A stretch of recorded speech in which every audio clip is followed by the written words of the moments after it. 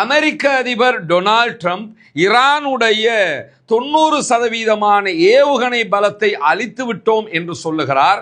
ஆனால் உண்மையிலேயே ஈரானுடைய ஏவுகணை பலத்தில் 1/3 கூட இன்னும் அமெரிக்காவால் அழிக்க முடியவில்லை. அவர்கள் அழித்தே இருந்தாலும் 1/3 அளித்திருப்பார்கள். அதுவும் சந்தேகத்துக்குரியது என்று சொல்லி ராய்ட்டருடைய புலனாய்வு செய்தியை வாஷிங்டன் டைம்ஸ் ஒரு முக்கியமான செய்தியாக விவரித்திருக்கிறது. அதைத்தான் அரபுலக செய்தி ஊடகங்கள் எல்லாம் ஒரு முக்கிய செய்தியாக வெளியிட்டு இருக்கின்றன.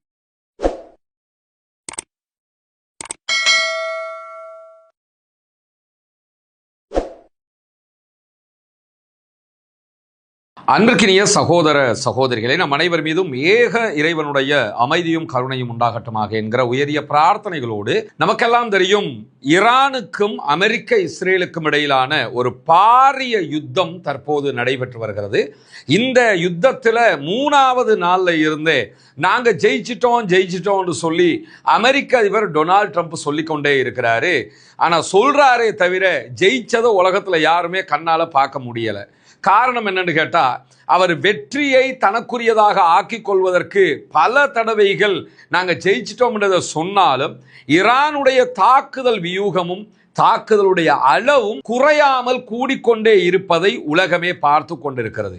3வது நாளில் நாங்கள் ஜெயிச்சிட்டோம்னு சொன்னார். 7வது 8வது நாள் தாண்டும் போது ஹொர்முஸை மூடுறதாக ஈரான் திட்டங்களை வகுத்தது. 13வது நாளில் ஹொர்முஸ் நீர்நிலை மூடப்பட்டது.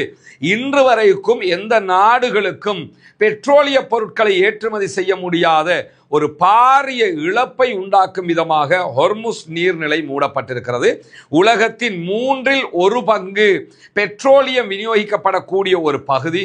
ஒரு நாளைக்கு 20 மில்லியன் பேரல்களில் பெட்ரோலிய பொருட்கள் இந்த பகுதிகளால் விநியோகிக்கப்பட்டு கொண்டிருக்கிறது.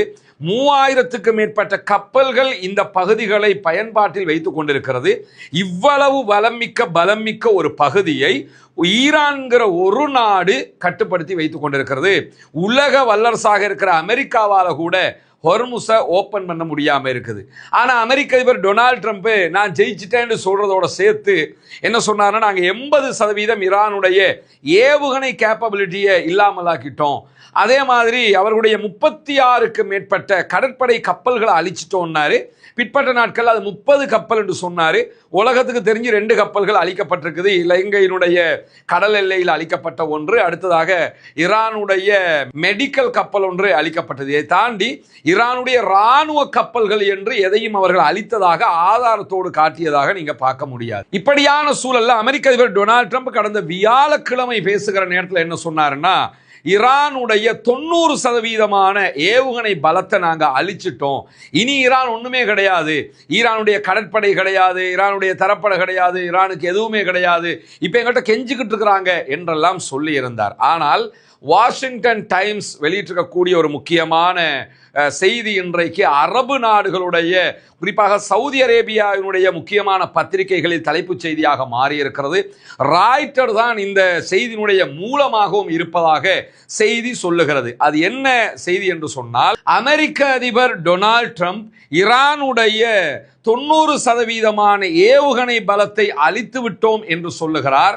ஆனால் உண்மையிலேயே ஈரானுடைய ஏவுகணை பலத்தில் 1/3 கூட இன்னும் அமெரிக்காவால் அழிக்க முடியவில்லை. அவர்கள் அழித்தே இருந்தாலும் 1/3 அளித்திருப்பார்கள். அதுவும் சந்தேகத்துக்குரியது என்று சொல்லி ராய்ட்டருடைய புலனாய்வு செய்தியை வாஷிங்டன் டைம்ஸ் ஒரு முக்கியமான செய்தியாக விவரித்திருக்கிறது. அதைத்தான் அரபுலக செய்தி ஊடகங்கள் எல்லாம் ஒரு முக்கிய செய்தியாக வெளியிட்டு இருக்கின்றன. எனவே இந்த செய்தி என்பது நேரடியாக அமெரிக்க அதிபர் டொனால்ட் ட்ரம்ப் சொல்லி இருக்கக்கூடிய, அவர் தனக்கு தானே வெற்றியை எடுத்துக்கொள்வதற்காக சொல்லக்கூடிய வாதங்களுக்கு நேர் முரணாக இருக்கிறது. அது மட்டுமல்லாமல் ராய்ட்டர் இந்த செய்திகளை சும்மா சொல்லல, எடுத்தாம்போக்குல சொல்லல, பென்டகனுடைய அமெரிக்காவினுடைய உளவுத்துறையைச் சேர்ந்த மிக முக்கியமான 5 அதிகாரிகளை மேற்கோள் காட்டித்தான் சொல்லி இருக்கிறது. அது மட்டுமல்லாமல் அந்த 5 அதிகாரிகளுடைய அடையாளங்களை வெளிப்படுத்த முடியாது பாதுகாப்பு காரணங்களுக்காக என்கிற செய்திகளையும் சொல்லியிருக்கிறார்கள். பொதுவாகவே இந்த இன்வெஸ்டிகேஷன் ஜேர்னலிசத்தை நீங்க எடுத்துக்கிட்டீங்கன்னா அதுல இந்த அடையாளங்களை வெளிப்படுத்த மாட்டாங்க, ஆனா நுணுக்கமான செய்திகளை கொண்டு வந்து தருவார்கள். அந்த அடிப்படையில் அமெரிக்க அதிபர் டொனால்ட் ட்ரம்ப் ஈரானுடைய ஏவுகணை பலத்தில் 90% காலி பண்ணிட்டேன் அப்படிங்கிறாரு.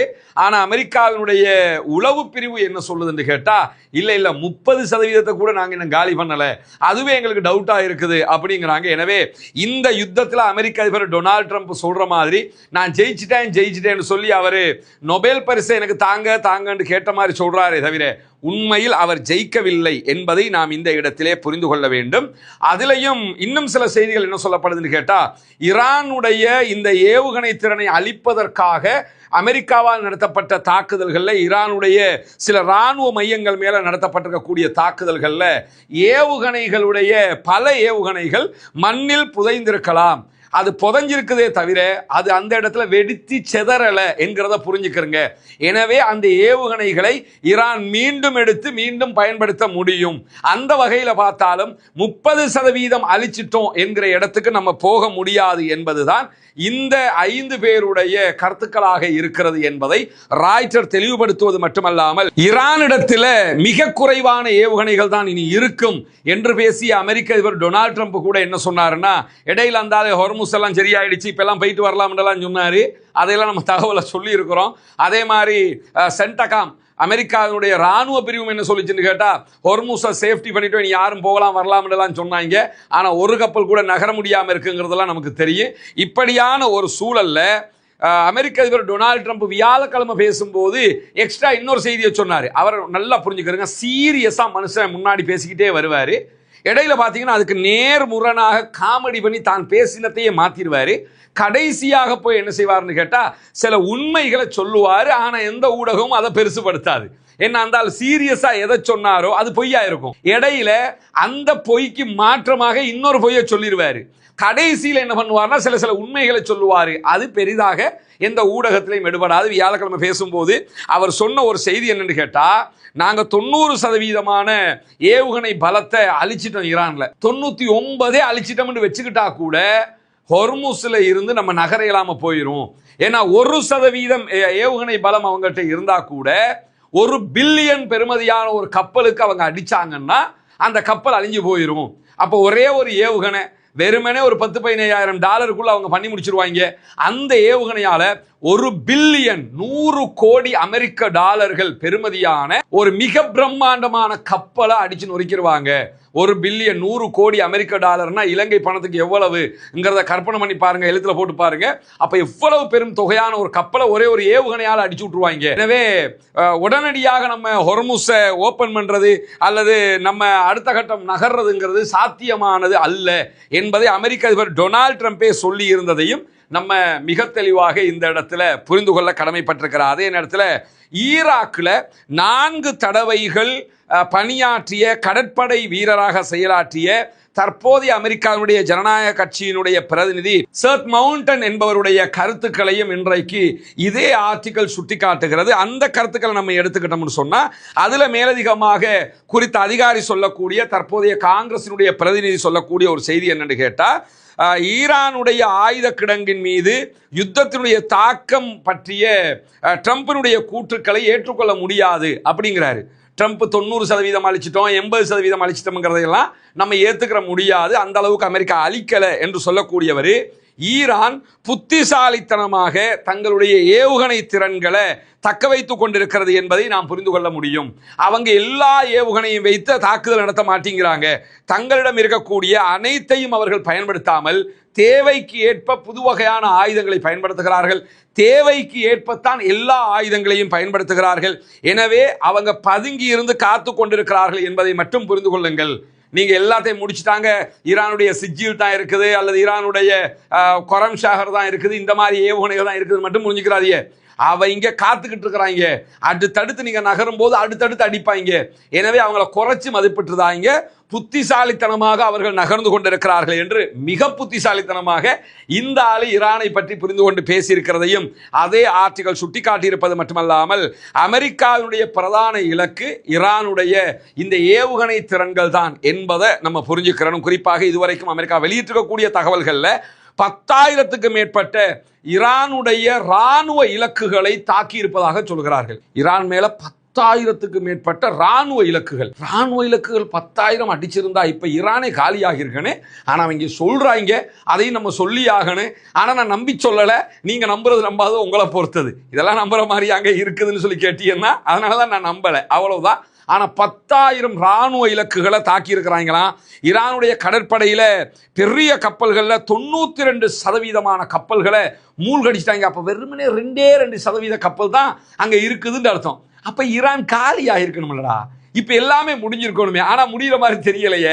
அதை தாண்டி அவங்க சொல்லியிருக்கக்கூடிய செய்திகள்ல யுத்தத்துக்கு முன்பதாக ஈரானிடத்துல 2,500 பாலிஸ்டிக் மிசைல் தான் இருப்பதாக இஸ்ரேலிய உளவு பிரிவு மொசாது சொல்லி இருக்கிறது. 2,500 பாலிஸ்டிக் மிசைல் தான் அவங்ககிட்ட இருக்குன்னு அவங்க ஒரு கணக்கெடுப்பு எடுத்திருக்கிறாங்க.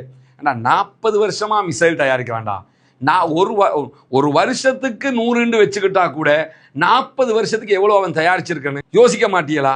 ஆனா வெறும் 2,500 சொல்லித்தான் அவங்க உளவு தகவல்களை எடுத்திருக்கிறார்களாம். இவர்களுடைய மொசாதுடைய வல்லமை அந்த 90% அழிச்சோங்கிறாங்கல்ல, அது எப்படி கணக்கு போடுறாங்கன்னு பாத்துக்கோங்க. 2,500 மிசைல் ஈரானிடத்துல பாலிஸ்டிக் மிசைல் இருக்குது. அதுல 335 அழிச்சிருக்கிறாங்களாம். இது வரைக்கும் 335 அழிச்சிட்டாங்கன்னு சொல்லி சொன்னா 70% காலி. அப்படி பார்த்தாலும் 70 தான் காலி. அமெரிக்க அதிபர் சொல்ற மாதிரி 90% எல்லாம் காலி இல்லையே. இஸ்ரேல் சொல்ற மாதிரி 80% எல்லாம் காலி இல்லையே. அப்ப எங்க இருந்தா இந்த 80 90 கொண்டு வந்திய? அப்ப என்னன்னா இந்த 2,500 வச்சுதான் இவங்க கணக்கே போடுறாங்க. அதனாலதான் இவங்க கேவலப்பட்டுக்கிட்டு நிக்கிறாங்கிறதையும் புரிஞ்சுக்கிறீங்க. இதே நேரத்தில் தனிப்பட்ட கருத்தாக இஸ்ரேலுடைய ராணுவ அதிகாரியை மேற்கோள் காட்டி ராய்ட்டர் ஊடகம் சொல்லும் போது என்ன செய்தியை விவரிக்கிறது என்று கேட்டா, ஈரானிடத்தில் இருக்கக்கூடிய திறன்ல மீதம் இருக்கக்கூடிய கடைசி 30% அழிப்பது என்பது அசாத்தியமானது. 70% ஏவுகணை பலத்தை அழிச்சிட்டாங்களாம், இது இஸ்ரேல் சொல்றது. ஆனா அதுல மீதி 30 அழிக்கிறதுங்கிறது அசாத்தியமானது அப்படிங்கிறாங்க. அமெரிக்க அதிபர் சொல்றாரு 90% அழிச்சிட்டோம்ங்கிறார் ஒரு இடத்துல 80%, கடைசியா 99%. அப்படின்னா ஒரே ஒரு சதவீதம் இருந்தா கூட ஈரான் கப்பல்கள் மேல அட்டாக் பண்ணும் என்று அமெரிக்க அதிபர் சொல்றாரு. இஸ்ரேல் என்ன சொல்லுதுன்னு கேட்டா 70% அழிச்சிட்டோம், மீதி 30% இருக்கு, அதை அழிக்கிறது அசாத்தியமானது. இப்ப என்னடா பண்ண போறீங்கிற கேள்வி இருக்குதா இல்லையா? எனவே இவர்கள் பொய்க்கு மேல் பொய்யை ஈரானை பற்றி சொல்லுகிறார்களே தவிர உண்மையிலேயே ஈரானுடைய ஏவுகணை திறன்களை இவர்கள் அழிக்கவில்லை என்பதற்கு இதே ஆர்டிகல் மிக முக்கியமான 2 ஆதாரங்களை சொல்கிறது. அமெரிக்காவுடைய கடுமையான தாக்குதல்கள் நடத்தப்பட்டிருக்கும் போது கூட ஈரானிடம் ஆயுதங்கள் தீர்ந்து விடவில்லை என்பதை ஈரான் நிரூபித்துக் கொண்டே இருக்கிறது. இன்றைக்கும் அவங்க அபுதாபி, குவைத்து பல இடங்கள் மேல தாக்குதல் நடத்துறாங்க, இஸ்ரேல் மேல மிசைல் அட்டாக் பண்றாங்க. எனவே அவர்கள் தொடர்ந்து தாக்குதல் நடத்துவதிலிருந்து அவரிடத்தில் ஆயுதங்கள் குறையவில்லை, தேவைக்கு மேலாக அவரிடத்தில் மிசைல்ஸ் இருக்கிறதுங்கிறதுக்கு ஒரு ஆதாரம். இரண்டாவதாக கடுமையான தாக்குதல்கள் நடத்தப்பட்ட தெஹ்ரானுடைய இடங்கள்ல மிக முக்கியமானதுதான் பித்கானே என்கிற ஈரானுடைய இராணுவ தளம். இந்த பித்கானே தளத்தின் மீது பல தடவைகள் இந்த யுத்தம் ஆரம்பிச்சு இப்ப நம்ம ஒரு மாசத்தை நெருங்கும் போது ஒரு 15 தடவைக்கு மேல இந்த ராணுவ தளத்தின் மேலேயே அமெரிக்காவும் இஸ்ரேலும் குண்டு போட்டிருப்பாங்க. ஆனா அதே இடத்துல இருந்து ஈரான் மீண்டும் மீண்டும் ஏவுகணைகள் அட்டாக் பண்ணிக்கிட்டே இருக்கிறான். அது எப்படி அழிக்கப்பட்ட இடத்துல 15 தடவைக்கு மேல அழிச்சிருக்கிறீங்க, அதே இடத்துல இருந்து ஏவுகணையை ஏவுறான்னு சொன்னா நீங்க அழிச்சதாக சொல்றது எல்லாமே தவறான இடங்கள். அவங்க பூமிக்கடியில மிக பெரும் பங்கர்கள்ல இந்த ஏவுகணைகளை சேமித்து வைத்திருக்கிறார்கள் என்பதுதான் இந்த ஆர்டிகளுடைய சாராம்சமான செய்தியாக இருக்கிறது. எனவே இந்த நிலை வரைக்கும் ஈரானுடைய கை ஓங்கி இருக்கிறது, ஈரான் ஜெயித்துக் கொண்டிருக்கிறது, ஈரான் தான் முன்னணியில் இருக்கிறது, ஈரான் தான் வெற்றி பெற்றுக் கொண்டிருக்கிறது. ஈரானுடைய ஏவுகணை பலத்தை அளித்ததாக அமெரிக்க அதிபரும் இஸ்ரேலும் சொல்வது சுத்த பொய் என்பதை நாம் புரிந்து கொள்ள வேண்டும் என்பதுதான் இந்த ஆர்டிகல் நமக்கு தரக்கூடிய மிக முக்கியமான கற்பிதமாக இருக்கிறது. ரமதானுடைய மாதத்துல நம்ம உங்களிடத்துல மீண்டும் மீண்டும் வேண்டிக் கொண்டு வந்ததுதான் உங்களுடைய ஜகாத் மற்றும் சதகா நிதிகளை இலங்கையினுடைய கிழக்கு பகுதிகள் பொத்துவில்ல செய்து வரக்கூடிய இஸ்லாத்தை ஏற்றுக்கொண்ட சகோதர சகோதரிகளுக்கான வீடு கட்டும் கட்டுமான பணிகளுக்கு தந்து உதவுங்கள் என்று சொல்லி. ஏன்னா ஜகாத்தை பெறக்கூடிய தகுதி படைத்த 8 கூட்டத்தார்ல இந்த இஸ்லாத்தை ஏற்றுக்கொண்ட சகோதரர்களும் அடங்குகிறார்கள். அவர்கள் ஏழைகள் என்கிற காரணத்தினால அவர்கள் மிஸ்கீன்கள், அதே போன்று ஃபக்கீர்கள் பட்டியலையும் வருவாங்க. மொத்தத்தில் ஜகாத் பெறக்கூடிய 8 கூட்டத்தில் 3 கூட்டத்தினுடைய நன்மைகள் அவர்களுக்கு கொடுக்கக்கூடிய உதவிகளால் நமக்கு கிடைத்துவிடும் என்கிற செய்திகளை உங்களுக்கு நம்ம தொடர்ந்து சொல்லிக் கொண்டு வந்தோம். அங்குள்ள காட்சிகளையும் நம்ம காட்டியிருந்தோம். ஏற்கனவே 5 வீடுகளை நம்ம கட்டி கையளிச்சிருக்கிறோம். அந்த காட்சிகள் எல்லாம் தொடர்ந்து நீங்கள் பார்த்து வருகிறீர்கள். அதை தாண்டி இன்னும் 9 வீடுகள் கட்ட வேண்டிய தேவை இருக்கிறது. மொத்தம் 14 வீடுகள் என்கிற தகவல்களை உங்களுக்கு நம்ம சொல்லி வந்தோம். அதற்கான உதவிகளை நீங்கள் தொடர்ந்து வழங்கி வருகிறீர்கள். உங்களுடைய ஜக்காத்து தான தர்மங்களை தந்து வருகிறீர்கள். அந்த அடிப்படையில் தற்போது நம்ம 6வது வீட்டை கட்டுகிற பணியை ஆரம்பித்திருக்கிறோம். அதனுடைய காட்சிகளை தான் நீங்க முன்னாடி பார்க்கிறீங்க. நீங்கள் தரக்கூடிய உதவிகளை கொண்டுதான் மக்களுக்கு தேவையான ஏழை எளிய மக்களுக்கு உரிய எல்லா காரியங்களையும் நம்ம பண்ணி வர்றோம். தித்வா புயலுக்கான பணிகளாக இருந்தாலும் சரி, அதற்கு பிறகு வாட்டர் டேங்கை நம்ம ஓபன் பண்ணி கொடுத்ததாக இருந்தாலும் சரி, மற்ற எல்லா பணிகளும் நீங்கள் தரக்கூடிய ஜகாத்து தான தர்மங்களை கொண்டு ஏழைகளுக்கு முறையாக செய்யப்பட்டு வருகிறது என்பது உங்களுக்கு தெரியும். அந்த அடிப்படையில் தான் தற்போது அல்ஹம்துலில்லாஹ் 6வது வீடை கட்டுகிற பணியை நம்ம ஆரம்பிச்சிருக்கிறோம். இந்த பணி தொடர்ந்து நடைபெற்று 14 வீடுகளும், மீதி இருக்கக்கூடிய 9 வீடுகளும் கட்டி முடிக்கப்பட வேண்டும் என்பதுதான் என்னுடைய பிரார்த்தனையும் நிச்சயமாக உங்களுடைய பிரார்த்தனையாகவும் இருக்கும். எனவே இந்த பணியை சிறப்பாக முடிப்பதற்காக தொடர்ந்தும் உங்களுடைய உதவிகளை வாரி வழங்குங்கள் என்கிற கோரிக்கையை இந்த இடத்திலே முன்வைத்துக் கொள்கிறேன். பொறுத்திருந்து பார்ப்போம் என்னவெல்லாம் நடக்கிறது என்பதை. ஆக்கிரமிப்புகள் ஓய வேண்டும், ஆக்கிரமிப்பாளர்கள் ஓய வேண்டும், அமைதி பெற வேண்டும் முழு உலகமுமே என்பதோடு மத்திய கிழக்கில் நடக்கிற இந்த பாரிய யுத்தம் நிறுத்தப்பட்டு அனைவரும் நிம்மதி பெருமிச்சோடு வாழ வேண்டிய ஒரு காலகட்டம் உருவாக வேண்டும் என்கிற பிரார்த்தனைகளோடு ஆக்கிரமிப்பாளர்களுக்கு எதிராகவும் ஆக்கிரமிப்புக்கு எதிராகவும் தொடர்ந்து ஜனநாயக ரீதியாக குரல் எழுப்புவோமாக. வாஹர் தஅவானா அல்ஹம்துலில்லாஹி ரப்பில் ஆலமீன்.